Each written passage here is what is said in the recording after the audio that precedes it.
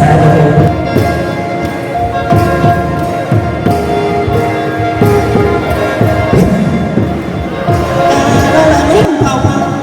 บ่ทันได้ละเล่นข้าวผ่านได้อายละนกรวมซองอันตาซ้ายกะบ่เหลียวบ่ไม่คนงามเอ่ย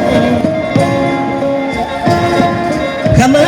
ไอ้นี่ดำและดอกปานหมดทั้งสาวและดอกอยู่นาลาละเยอะ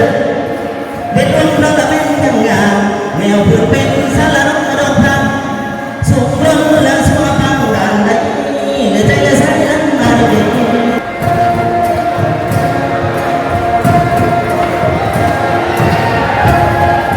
มันตายเอาสองบ่เห็นได้แม่คนไทยเอ่ยแม่คนงามเอ่ย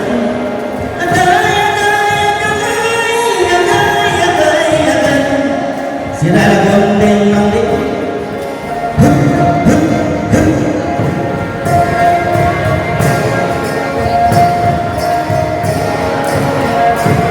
อายุยั่วยั่วยั่ว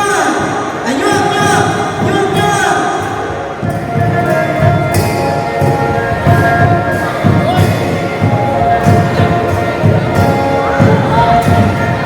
ทำไมพอแต่มาแม่ถึงนี่นาลาเลยตั้งไม่ทำไม่พอลาก่อนขออวยพรเด้อพี่น้องให้ยืนมันผู้สูงคนใดให้ละลงเลย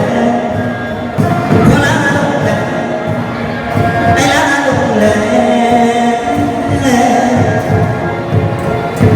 ครับผมขอบใจด้วยทำอะไรน้ำใจเนาะ